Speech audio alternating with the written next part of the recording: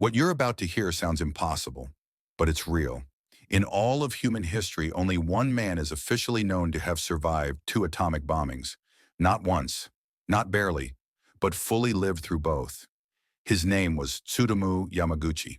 In the summer of 1945, Japan was already exhausted by war. Cities were struggling, people were tired, but life continued. Tsutomu Yamaguchi was a Japanese engineer in his early 30s. Slim, quiet, ordinary. On August 6, 1945, he was on a business trip in Hiroshima. That morning felt normal. Streetcars moved through the city, shops were open, people walked to work. No alarms, no warning. At 8:15 a.m., Tsutomu looked up at the sky. In that instant, the world turned white. Not bright, white. The first atomic bomb ever used in war detonated above Hiroshima. In less than a second, the city disappeared. The shock wave threw Tsutomu to the ground. His face and arms were burned. His eardrums ruptured. Buildings collapsed like paper. Tens of thousands died instantly. But somehow, Tsutomu Yamaguchi survived.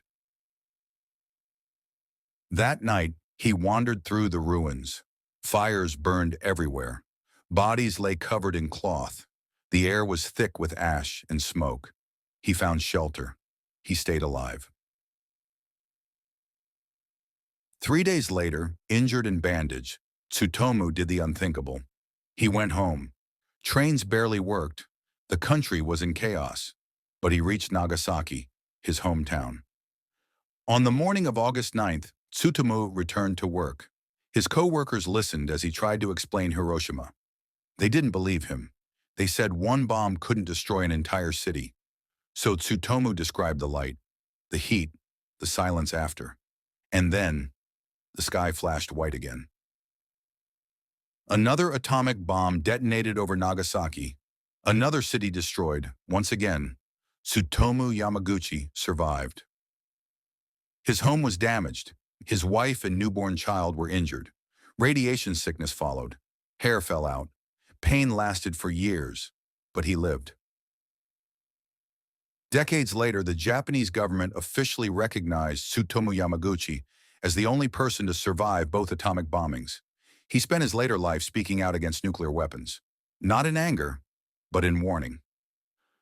Tsutomu Yamaguchi died in 2010 at 93 years old, an ordinary man who witnessed the end of the world twice.